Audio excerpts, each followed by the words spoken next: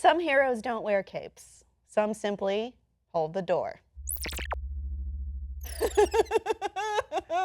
It killed me. It really hurt. I mean, I think a lot of fans were destroyed by that. I had no idea that we can get this much character development and emotions out of a character who can say one word. So bad. Here's the thing about Game of Thrones.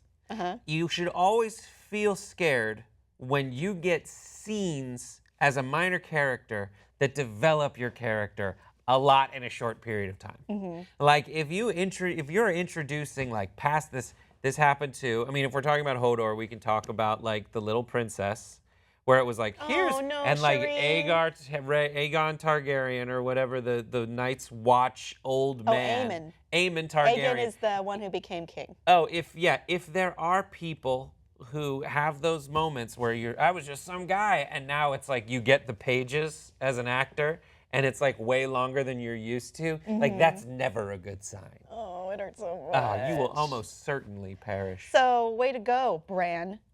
Yeah.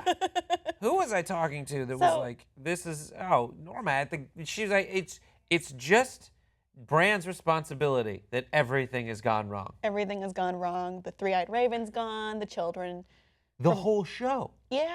The first thing he saw, he didn't listen to his mom. He climbed the tower. He saw what he wasn't supposed to see.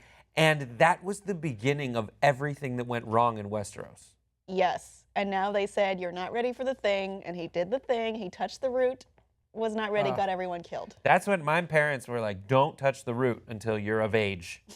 And I did for a long time, longer than my friends didn't. And then I did, and then it was a problem. Yeah.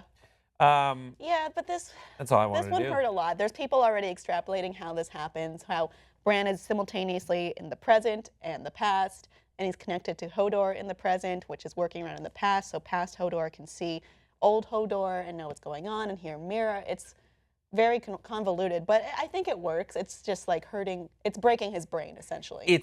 That's what I think it is. So Bran broke him. But it's not like he's changing things about the present. It had to happen. So it always already was going to happen. It was always a time loop, which is crazy to think of in a show like Game of Thrones, which you would think is like, it's like fantasy, there's magic, but time magic? Yeah. Yes. Oh my God, I get it. It's terrifying. The worst part was, in order to like really appreciate what happened, we had to go back and watch it again just to like pay attention to at what point Bran interacts with Hodor. And in doing that, we like had to watch the entire heart-wrenching scene again, and it was so sad. It hurt because Hodor is a special character in that he is purely good-hearted and not selfish and has no motivations of his own besides helping his friends and being essentially a protector and a guardian. And he did it till the end, and that's what you got to admire about him. Christian Nairn, the actor who plays Hodor, had some things to say about this. He did know it was coming. It was a really difficult scene to read because he's a lovable character. I love Hodor. I love him to death. Especially, I had sort of illusions that Hodor was going to become some sort of king, but I like that he sacrificed himself for his friends. Feels very true to Hodor for me. Oh, it's mortifying. It's so sad. He's one of the only characters in Game of Thrones who genuinely doesn't have an agenda of any kind. I mean, at all. He's just Hodor. It's so bad. So and sad. that's why you had to die. It's because you didn't have an agenda. Oh God, it kills me. I need Bran to make Hodor's sacrifice worthwhile. I like that Bran took like a year off from the show to go through puberty. Yeah, he's about a foot taller than before. Can we write a year off for his sake to not be awkward, get Ron Weasley'd in front of the camera? Oh, yeah. You know? Arya kind of shot up too. It's What's that? I said Arya kind of shot up too. Arya shot up? I'll tell you what, that scene where you first see Sansa reunite with Jon Snow, I wasn't like, I was like, this is going to be great. But then I was like, whoa, Sansa's like a foot taller. In reality, the actress is a lot taller. Yeah, exactly. They've shown a picture of Gwendolyn Christie, Sophie Turner Sophie, yeah. and Kit Harington together, and Kit's the shortest one by far. So there was a little bit of film magic in there. So a lot of people actually, this is surprising, were able to predict what this was going to happen, or at least how the origins of Hodor's name. Which for a while we all thought it was a nonsense word, like, oh, there's something happened and he's just saying a nonsense word, or maybe he's just saying his own name. We later found out that is not his own name. Let's go to the first commenter who was able to predict what happened. This poor guy is just asking someone to hold the door for him, since he's always carrying someone else around. After a while, hold the door became hold the door, Hodor, Hodor, damn it, hold the door. His mind finally snapped, and now all he can say is Hodor. That is very close to what actually happened. Terrifyingly close. And if it had to happen, I was afraid when he first started saying hold the door, I was like, oh wow, this is what it is. In the show, that scene. And I was like, oh, his brain's gonna shorten. And then I got mortified because it seems so contrived as an idea. Like, it's one of those unique ideas that's like, wow, how come I never thought of it? Clearly this person did. But how come I never thought of it? But once it happens, you're like, oh, God, now I'm going to have to watch him slowly transition to losing parts of this. But even watching it, that artifice just melted away into this very pure, real, sad moment that murdered my spirit. I know. It hurt a lot. I'm still not over it. Were you like, there has to be a reason behind Hodor, or were you like... No, I seriously didn't give it a passing thought. And then when I heard Mira scream, hold the door, it all came to me in a second what is happening. Novelist Michael Ventrella also has a story he told a story about meeting George R.R. Martin, and they were on an elevator together, and George R.R. Martin said, oh, I've always entertained ideas of being an elevator operator, because he was asking people what floors they wanted, which came to...